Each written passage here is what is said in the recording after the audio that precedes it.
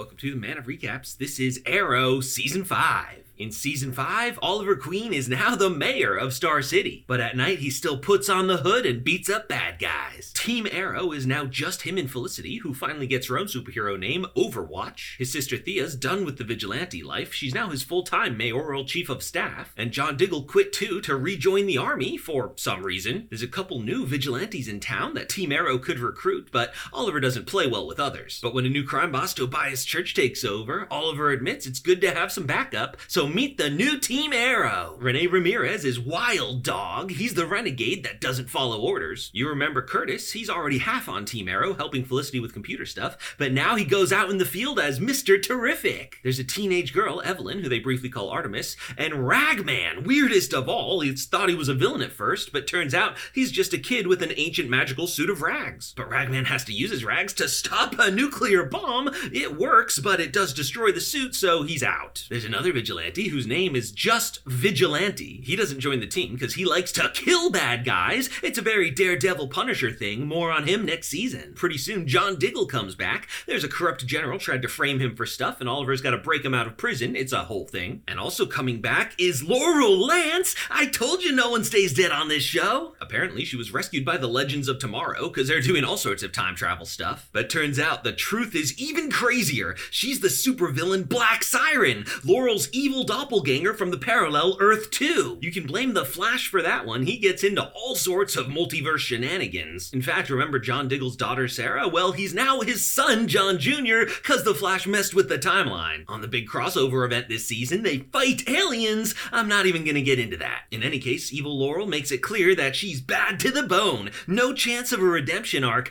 at least not till next season. By the way, good Laurel's father Quentin Lance is off the wagon. He's drinking again after Laurel died. But long story short, Thea convinces him to sober up and they make him deputy mayor. Now there is a girl on this Earth who got the Black Canary scream power. It's badass ex-cop Dinah Drake. She and her partner were undercover in Central City when the arc reactor exploded, giving her superpowers. Long story short, the Arrow recruits her and they've got a new Black Canary. So Oliver gets all these new recruits trained up and now Team Arrow is pretty huge. Working together, they take down Tobias Church, no problem. But turns out the real villain this season is Prometheus. The Green Arrow is mine. His beef with the Arrow is personal. His father was one of the corrupt businessmen that Oliver killed in Season 1. And turns out Evelyn is working for him. She blames Green Arrow for her parents' deaths or something. So Prometheus lures Arrow into a trap and tricks him into killing a police officer, the one that's been dating Felicity. Yeah, well, Oliver's still broken up, and so that's an awkward conversation. Eventually, we learn Prometheus's identity. He's new district attorney Adrian Chase, who's actually been friends with Oliver. Oliver can't just take him down. Prometheus is always 10 steps ahead. He's got the city turned on the Green Arrow for killing a cop, and plus in a fight, these two are evenly matched. And he's working with friends like Talia Al Ghul, Ra's al Ghul's other daughter, who liked her father, so she hates Oliver for killing him. Chase captures Oliver and tortures him for a bit. He doesn't want to kill him, he wants to break him, so he makes Oliver admit to himself that he enjoys killing. And I liked it! So now feeling totally broken, Oliver disbands Team Arrow and turns to an old friend,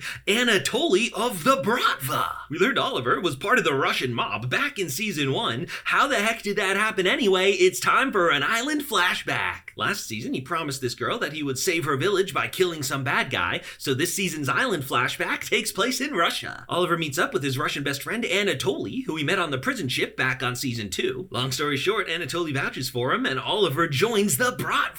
The guy he needs to kill is Konstantin Kovar, played by Dolph Lundgren. But turns out this one Bratva captain is working for Kovar, so Oliver finds himself in the middle of a Bratva civil war. But now Oliver is fully Jason Bourne John Wick badass, takes out all the guys, sometimes while wearing the hood. Kovar almost gasses the Russian government and takes over, but Oliver puts a stop to that and kills him. So now Oliver is finally ready to go home. He has Anatoly drop him off back on Lian Yu. He's gonna pretend And he was shipwrecked here the whole time instead of being a super spy. The epic castaway beard he has was actually fake. And so finally, the island flashbacks have caught up to season 1. So in the present, Oliver calls on the Bratva to kill Prometheus. In exchange, he'll let them steal a bunch of drugs or something. But Diggle gives Oliver one of his famous John Diggle pep talks like, hey, maybe you shouldn't be in the Russian mob? So Oliver reneges on his deal and quits the Bratva for good, which makes Anatoly really mad. You either Bratva brother, or you Bratva enemy.